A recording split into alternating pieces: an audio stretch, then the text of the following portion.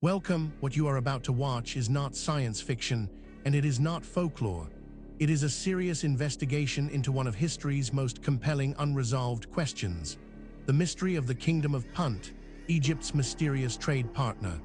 Across the world, in universities, research institutes, and field excavations, serious scholars are wrestling with evidence that does not fit the accepted story. Evidence that has been documented, measured, and peer-reviewed, and that still has no satisfying conventional explanation. We are going to look at that evidence carefully, without prejudice in either direction. Not dismissing what is extraordinary, but not accepting it without scrutiny either. The truth, as always, is in the details.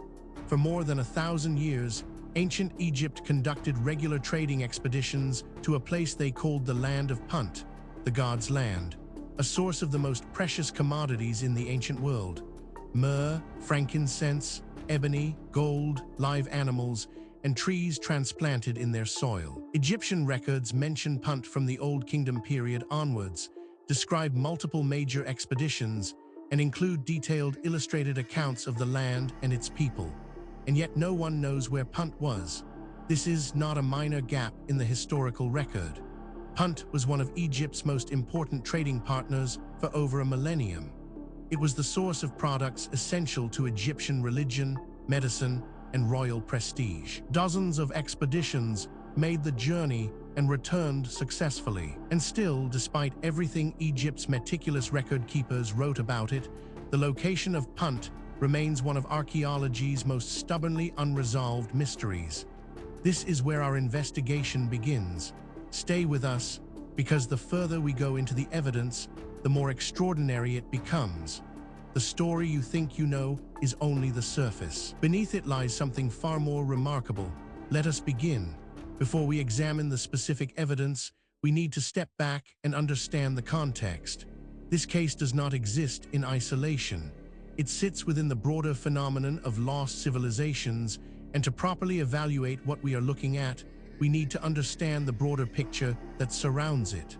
The ocean has a long memory. As the last ice age ended around 12,000 years ago, sea levels worldwide rose by more than 120 meters, enough to drown entire coastal civilizations that may have flourished along shorelines that no longer exist. The continental shelves that now lie submerged beneath shallow coastal seas were once habitable land. River deltas, bays, and estuaries that today lie underwater were once the most attractive real estate on Earth, rich in resources, temperate in climate, and accessible by sea. If ancient peoples built their settlements where resources were most abundant, then much of the archaeological record of early civilization may be sitting on the ocean floor, invisible to conventional excavation. This is not speculation. Marine archaeologists have already found submerged ruins at dozens of locations worldwide, off the coasts of India, Japan, Cuba, and the Mediterranean islands. In some cases, these structures are clearly artificial: stone walls, carved steps, and rectilinear platforms that could not have formed naturally. The academic debate is not whether these structures exist, but what they mean. Were they built by unknown pre-flood cultures, or were they coastal settlements of known civilizations gradually abandoned as waters rose? The answer, in many cases, remains open. What oral traditions add to this picture is equally significant. Cultures living on or near the sea throughout the tropics and subtropics carry remarkably consistent flood narratives, stories of a great inundation that drowned an earlier world. These are not borrowed from one another through colonial contact. They predate European exploration.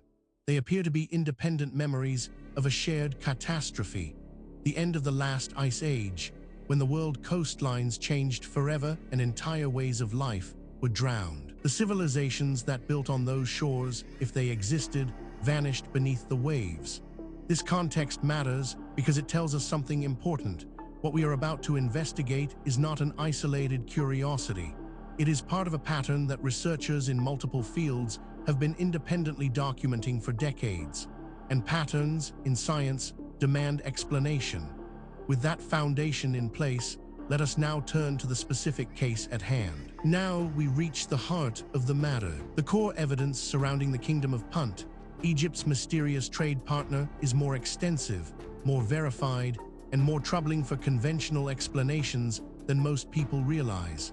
Let us walk through it systematically, fact by fact, and allow the evidence to speak for itself. We are not going to speculate here. Every point that follows is documented in peer-reviewed publications, official archaeological records, or government archives that are publicly accessible. The question is not whether these facts are real. The question is what they mean. Consider this first extraordinary detail. The earliest Egyptian records mentioning Punt date to the reign of Pharaoh Sahur in the 5th dynasty, approximately 2450 BC. The last recorded expedition was during the reign of Ramesses Roman III, approximately 1170 BC, a trading relationship spanning nearly 300 years. Over this period, Egypt dispatched at least 9 major documented expeditions to Punt. This single data point, if taken in isolation, might be set aside. Anomalies happen, instruments malfunction, researchers make mistakes. But as we continue, you will see that this is not an isolated anomaly. It is part of a consistent and documented pattern. But that is only the beginning. Researchers also discovered Queen Hatshepsut's expedition to Punt around 1470 BC is the most extensively documented, recorded in spectacular painted reliefs on her mortuary temple at Deir el-Bahri. The reliefs show Egyptian ships arriving in a coastal land with round huts built on stilts, exotic animals including monkeys, dogs, and what appear to be giraffes, and a ruler and his corpulent queen greeting the Egyptian envoys. Now, a skeptic might propose an alternative explanation for this, and that is entirely reasonable. We should always test alternative explanations before accepting extraordinary ones.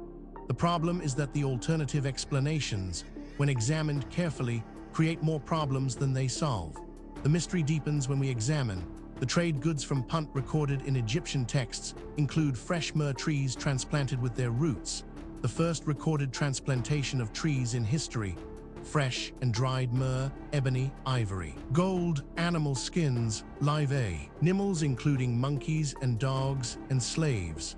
The variety and exoticism of these goods suggest a land with access to both tropical forest and savanna. This is where the conventional account begins to strain. Each individual fact might be dismissed or minimized in isolation. But the cumulative weight of the evidence is another matter entirely.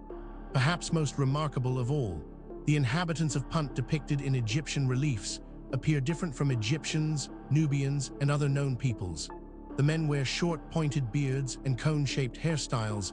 The women are shown with distinctive body proportions, and their architecture includes distinctive round huts on stilts set in a coastal environment with distinctive flora and fauna. Researchers who have examined his evidence have described it as genuinely difficult to explain within the accepted framework. These are not fringe commentators. They are credentialed academics publishing in mainstream journals, raising questions that the field has not yet satisfactorily answered. Then there is the matter of DNA analysis, published in 2021, tested ancient samples from baboons found mummified in Egyptian temples and traced them to a highland region of the Horn of Africa, modern Eritrea, Ethiopia, or Djibouti. Based on strontium and oxygen isotope ratios in the animal's dental enamel, providing the first physical evidence pointing Punt's location toward the East African coast. What makes this particularly significant is its independence from the previous points. This is not a case of one theory requiring another. These are separate lines of evidence converging on the same uncomfortable conclusion. Adding to the enigma is this finding. Egyptian expedition accounts describe sailing time from Thebes to Punt, but are ambiguous about route.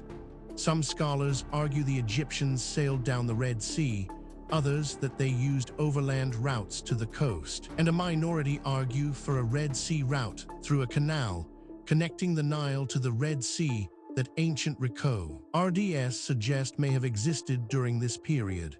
Taken together, These facts form a pattern that cannot be explained by coincidence, misidentification, or methodological error. Each piece of evidence has been examined by skeptics. Each has been subjected to alternative explanations. And in each case, the alternative explanation falls short of accounting for everything that has been documented. We are left with a body of evidence that demands explanation and an accepted narrative that does not provide one. This is where serious inquiry begins. Now that we have established the evidence, we need to examine the theories that researchers have proposed to explain the Kingdom of Punt, Egypt's mysterious trade partner. This is where the debate becomes most intense, because the theories reflect not just different interpretations of the same evidence, but fundamentally different assumptions about what is possible and what the past looked like. Understanding these theories is not just an academic exercise. Each one has been championed by serious researchers with genuine credentials, and each one captures something that the others miss. The truth, if it is ever established, will likely draw on elements of several. The first major explanation proposed by researchers holds that Punt was located in the Horn of Africa region, encompassing modern Eritrea, Ethiopia, Djibouti, and northern Somalia. This is the current mainstream academic view, supported by the baboon isotope study, the presence of myrrh and frankincense trees in this region, and the general direction of Egyptian sea travel indicated by the expedition accounts. The distinctive architecture and the reference to giraffes are consistent with East African coastal environments. This interpretation has significant academic support and is backed by substantial evidence, but it is not without problems.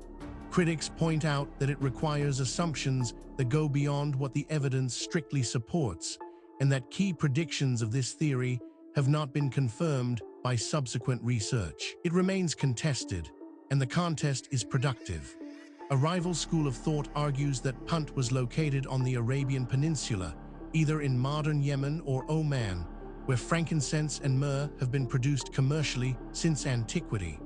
Proponents note that the Arabian Peninsula was more accessible from Egypt via the Red Sea, and that the plants and animals described could fit the Arabian coastal environment. Some scholars suggest Punt may have moved or been a term applied to different locations at different periods.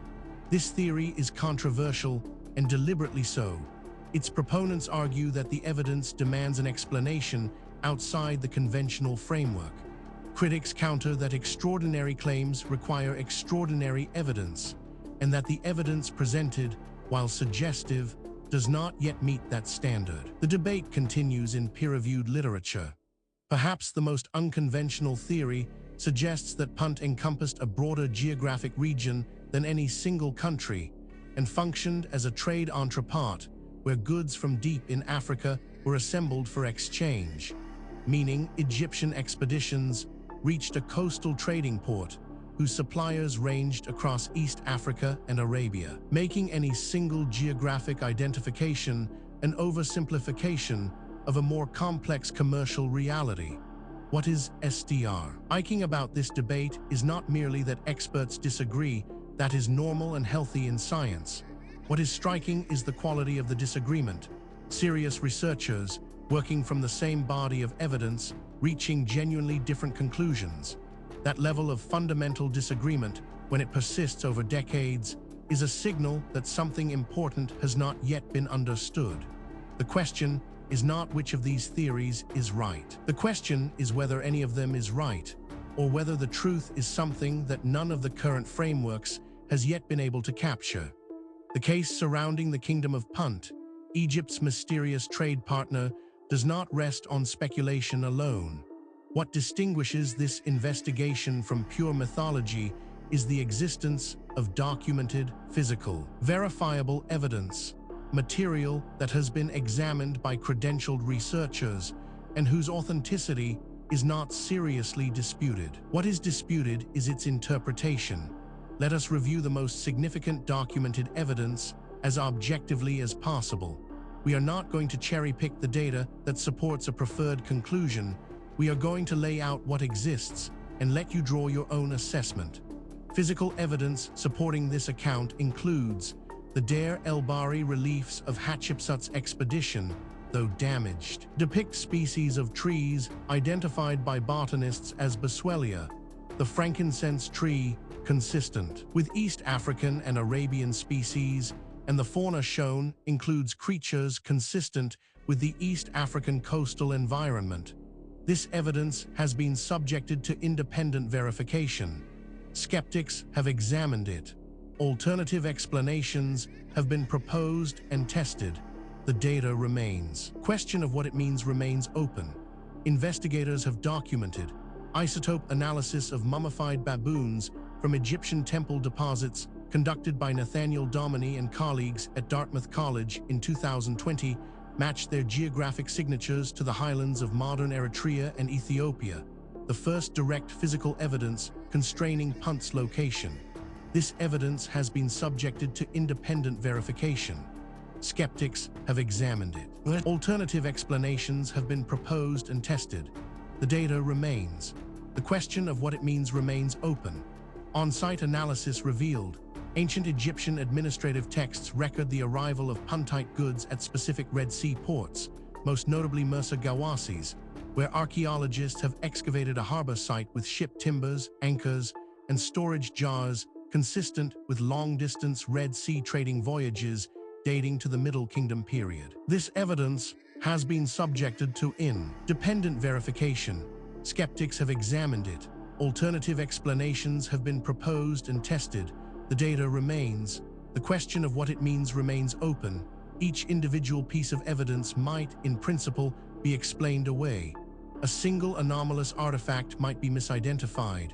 A single anomalous date might reflect contamination.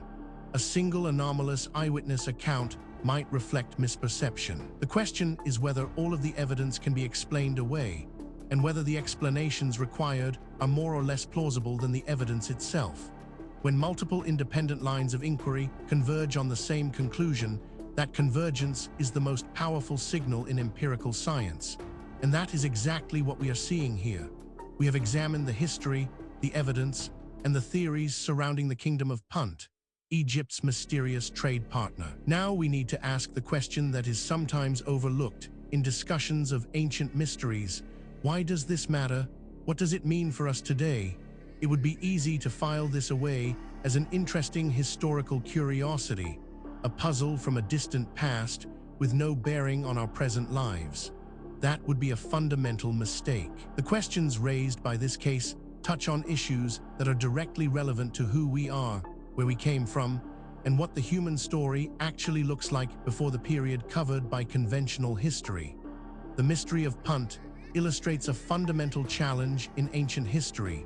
Civilizations left extensive records of what they traded, but were often imprecise about where their trading partners were located. The Egyptians knew exactly where Punt was. They went there many times, but their geographic conventions did not produce the kind of latitude-longitude precision that modern scholars need. The baboon isotope study represents a new approach to this problem, using biological tracers rather than textual analysis to pinpoint ancient locations. As forensic archaeology advances, more such mysteries, locations known to the ancients but lost to modern knowledge, will be solved not through texts but through science. Furthermore, the tools available to investigate these questions are advancing rapidly.